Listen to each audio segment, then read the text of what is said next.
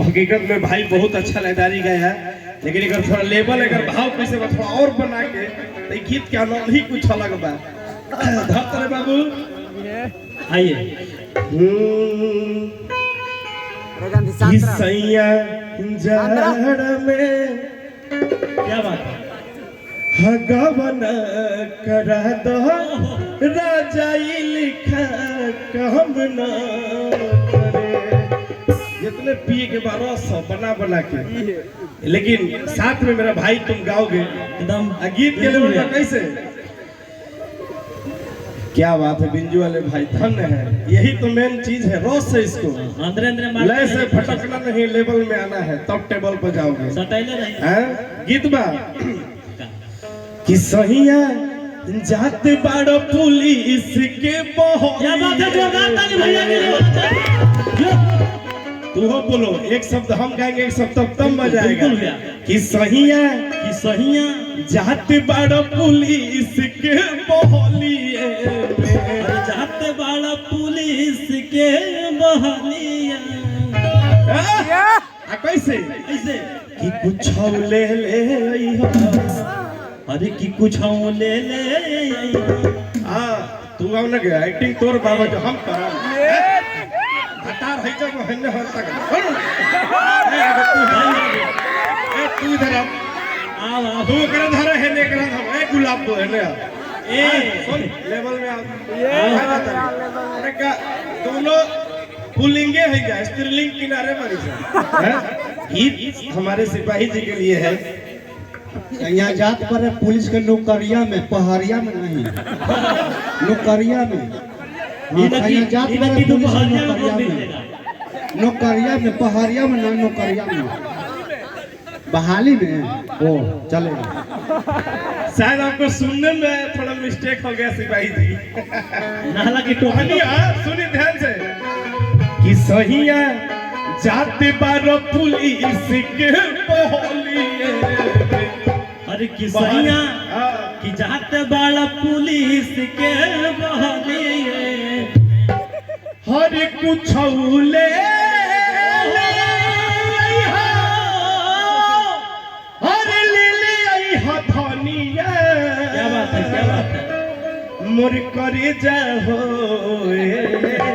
करे जा। तरीको गीत सुन लो खूब जा।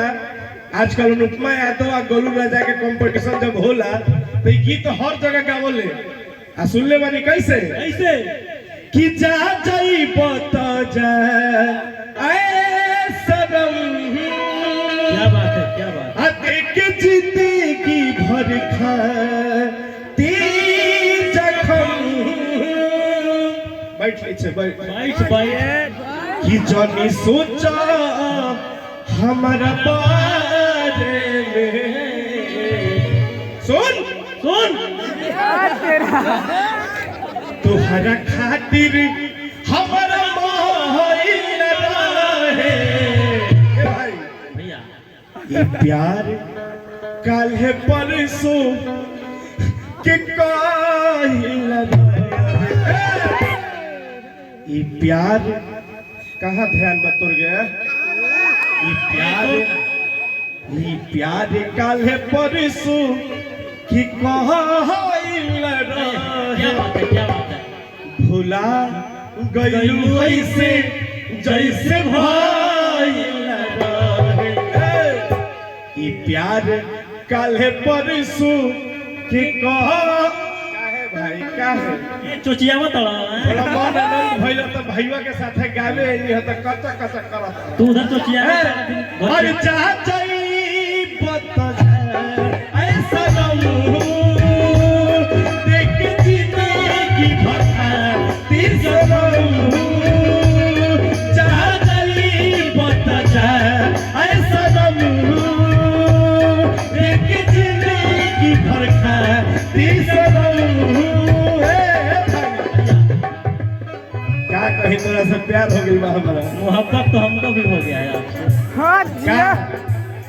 जानी सोचा हमारा बारे में, जानी सोचा हमारा बारे में। ऐसा नहीं के लगा कि दोनों भाई अंकुश राजा है क्या लगा था ना थोड़ा मोड़ा मिला था ए बाबू भैया तोरा देख के वो बात कहता कैसे बोला और लड़की नहीं कमर धैले वाला किनारा लगा जब भी सोचा हमारा बारे में तोहरा खातिर हमारा मोहिल रहे ई प्यार कल परसों के काहिल रहे ई प्यार कल परसों के काहिल रहे भुला गइल वैसे कैसे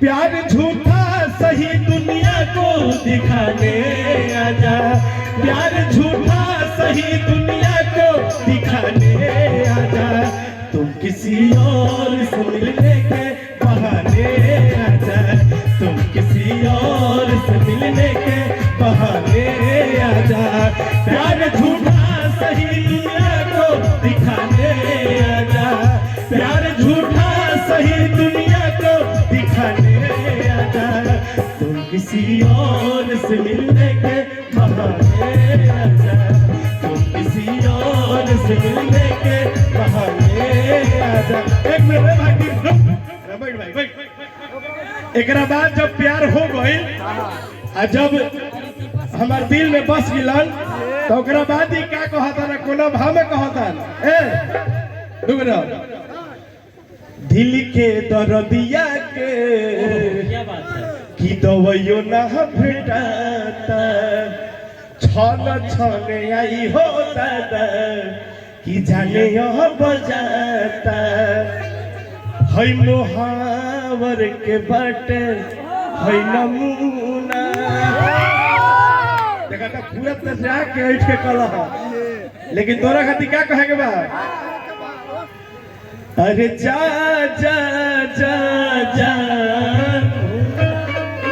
भूला जाइबो हैं ऋतिक जा तहां चक्कर में सब भरो छोड़ी एक लाइन और दिया भैया अरे कि मेला के झूला से तू ता झूला वाकई में भाई जहिना लय पाजी बोला तू लेवल लगा देबो सब सिंगर के टेबल पर बैठ देबो भाई वो बहुत बढ़िया गा रहा कहाँ रहल भाई उबरा में संदीप जी के नाल बात है जो एक बार रिकॉर्डिंग लाइव में जल्दी में गए हैं चलिए बहुत बढ़िया गा रहे हैं और कैसे अरे जहाँ जाई बता जा ऐसा रहूं देख के जिंदगी भरा दिल से रहूं जब भी सोचा हमारा बारे में तुम्हारा खातिर हमारा काले परसों के काहे न रहे ई प्यार काले परसों के काहे न रहे भुला गइल कैसे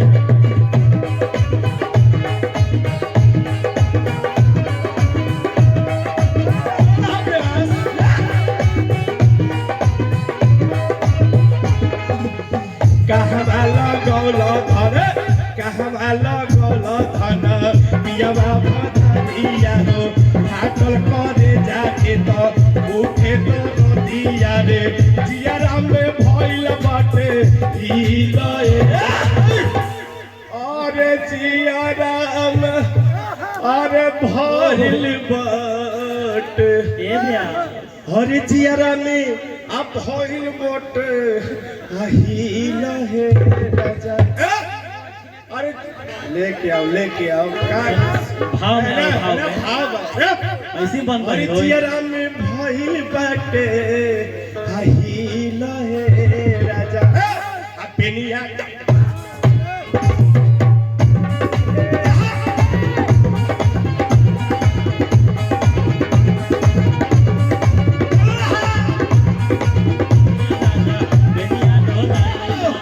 देहिया की दर राजा फाट करे जाबो नसना साटू ताही मोहरे जावनिया हो ए बिरलो की सुन ला आ राहुल भईवा क्या एगो हमनी के देखी हमार नाम पूरा एक एगो नामे बा तूफानी लोग कहल तूफानी नाम है हमर हम कहम कि सिपाही जी के लिए क्या कहना है।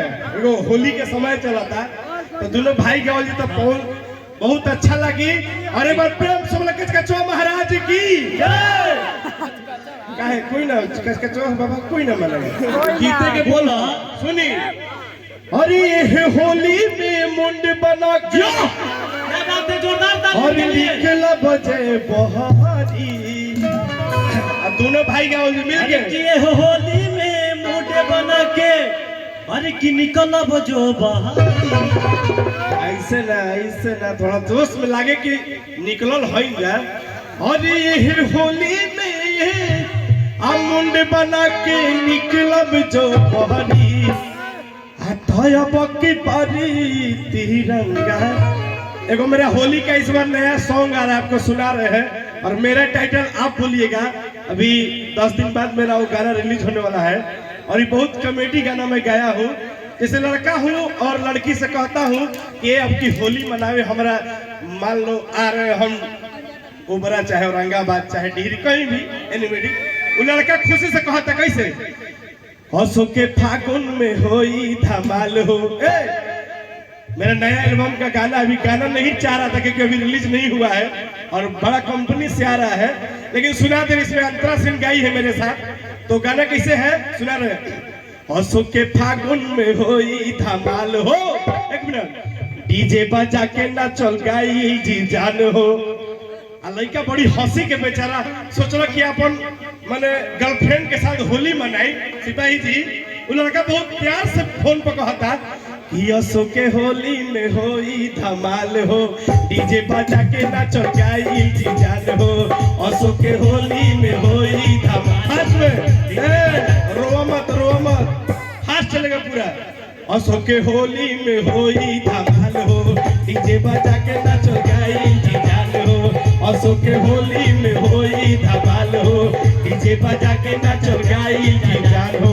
बस ओकरे बाद लड़का प्यार से कहला कि ए सुन ना अरे लेके रंगवा गुलाल आवतानी हमर मां हरि अपन जवानी के पुआ खियई भूका। तो लड़किया कहते अरे नतिया तोरा जवानी के पुआ हमें धुआं उठल बा का भइल बा गे और सुन का भइल बा। कैसे खियाई राजा जवानी है के पुआवा नतिया गुआवा बाया रे और बीतते फागुनावा सुनो रे मगनुआ होई जाई हमरो सगाई रे। एकरे बाद जब यंत्रा से निगाही हम ना ये लड़की उठ के कह दिया कि अब तो सगाई होली के बाद हमार हो जी विदाई। तो लड़का कहता कैसे होई पिया है भले जाई भी भले जेल रे।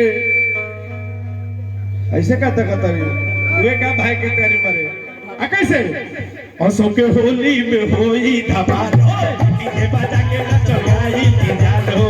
हंसो के होली में होई धमाल हो डीजे बजा के नाचल गाई जी जान हो। लेके रंगवा गुलाल आवतानी हमर मन लेके रंगवा गुलाल आवतानी हमर मन अपन जाने के तू हटी पूजा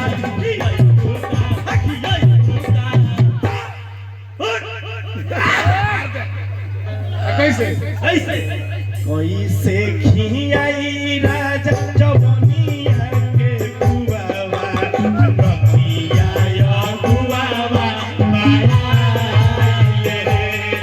रे तोते फगुनावा सुनो रे सजनावा होई जाई हमरो बियाह। एकरे बाद चौगुला तई धुलबा अभी तोहते फागुनवा अरे सुना रे सगुनवा अरे होई जाई हमरो